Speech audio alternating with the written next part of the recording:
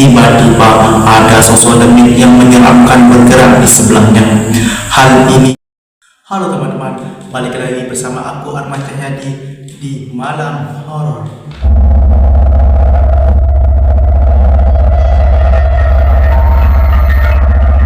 Kali ini saya akan mengajak kalian untuk menonton film yang lagi viral di 2025 ini, yaitu tentang pabrik gula, di mana kisahnya ini diceritakan tentang marahnya demit penunggu pabrik tersebut.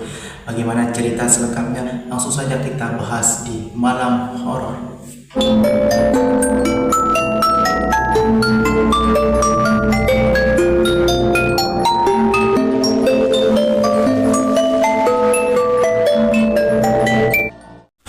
Film dimulai ketika kita berada di tahun 2003. Di saat itu, sebuah perusahaan sedang membuka lowongan pekerjaan untuk posisi buruh musiman yang akan dipekerjakan di pabrik gula untuk membantu proses panen penggilingan tepung. Di pagi itu, sekelompok orang yang menjadi buruh musiman akan diberangkatkan ke pabrik gula menggunakan mobil truk. Mereka adalah Padli, Endah, Renki, dan Dwi.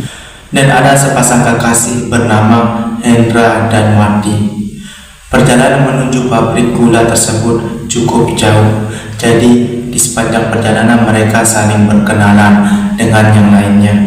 Diketahui Hendra dan Wati akan segera menikah, namun Hendra masih kekurangan biaya untuk melamar Wati. Oleh karena itulah dia menjadi buruh musiman, berharap nanti bisa mencukupi biaya untuk melamar Wati. Nah, di sini juga ingin membantu Hendra. Oleh karena itulah dia juga ikut menjadi buruh musiman.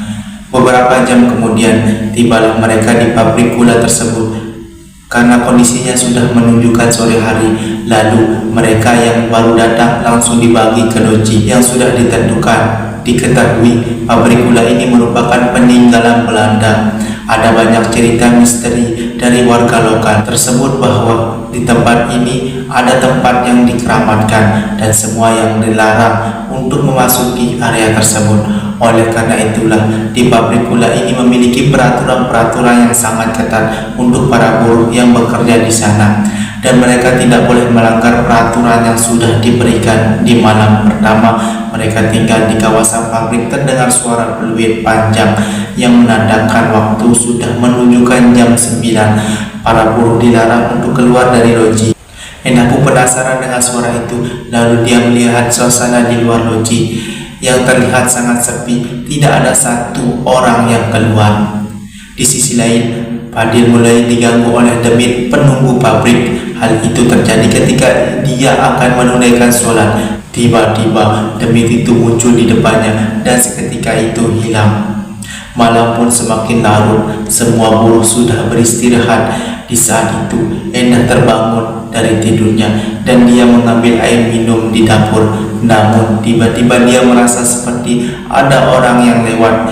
Mengira kalau itu salah satu temannya, ia pun mencari tahu hingga dia melihat kunci yang bergoyang, yang mengartikan ada seorang yang baru saja keluar dari loji. Endah pun yang belum mengetahui peraturan dilarang keluar di jam malam. Ia pun nekat keluar untuk mencari tahu siapa yang baru saja keluar dari situ. Dan tak berapa jauh langkah terlihat sosok yang berjalan ke arah sebuah gudang di area pabrik tersebut. Kemudian Endah terus mengikuti hingga ia sampai tepat depan gudang itu. Namun tiba-tiba sosok itu menghilang. Endah yang mengira sosok itu masuk ke dalam gudang, ia pun akhirnya mengintip dari celah lubang dan mendapati hal aneh yang ada di dalam gudang itu. Ternyata di dalam ruangan itu ia melihat penggelaran wayang, yang dimana di dalam orang yang memainkan gamelan mereka semua menggunakan pakaian adat Jawa kuno. Dalam keadaan ini sejenak Endah terdiam dan bertanya di pikirannya, kenapa ada pegelaran wayang diadakan di ruang tertutup?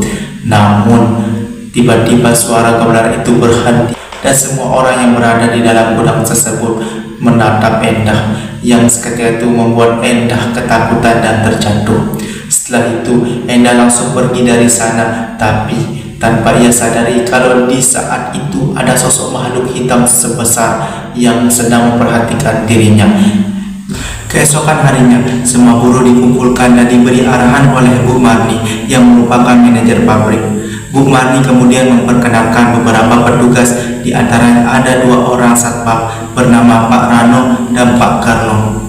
Lalu ada Mbah Samin dan beberapa mandor yang akan mengawasi pekerjaan mereka. Setelah itu, Bu Marni memberitahu peraturan yang ada di pabrik, terutama peraturan jam malam, yang dimana jika mendengar kentungan yang berbunyi setelah maghrib, itu tandanya jam kuning, yang artinya semua buruh harus sudah masuk ke dalam lojinya masing-masing.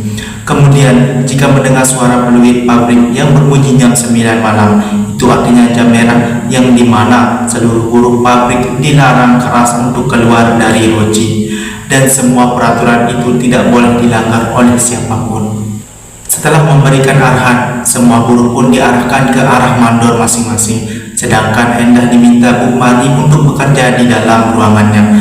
Di hari pertama, mereka bekerja terlihat bersemangat dan mereka bekerja sesuai tugasnya masing-masing. Pria-pria pemanen tebu, sedangkan wanita mengurusi dokumen-dokumen pabrik. Waktu jam istirahat, Dewi dan Frankie menceritakan ke teman-temannya tentang sejarah pabrik gula ini. 7 tahun yang lalu, terjadi kebakaran besar di gudang tua yang menewaskan para buruh yang terjebak di dalam gudang tersebut. Dikabarkan kebakaran itu terjadi dikarenakan para buruh melanggar peraturan dengan berpesta minuman keras. Oleh karena itulah penunggu gudang itu menjadi marah, lalu dia membakar para buruh tersebut. Jadi peraturan jam malam diberlakukan untuk menghindari hal-hal yang tidak diinginkan terjadi. Di saat yang bersamaan lagi, Endah mengalami kejadian yang mengerikan. Di saat itu ia sedang menyelesaikan tugas, tiba-tiba ada sosok demit yang menyeramkan bergerak di sebelahnya. Hal ini membuat Endah menjadi sangat ketakutan. Kemudian saat Endah keluar dari ruangan, dia bertemu dengan Rani, selalu menanyakan apakah semalam Rani keluar dari loji. Sialnya, ternyata itu bukan Rani, melainkan sosok demit yang tiba-tiba mengejar dirinya, sehingga membuat Endah lari ketakutan.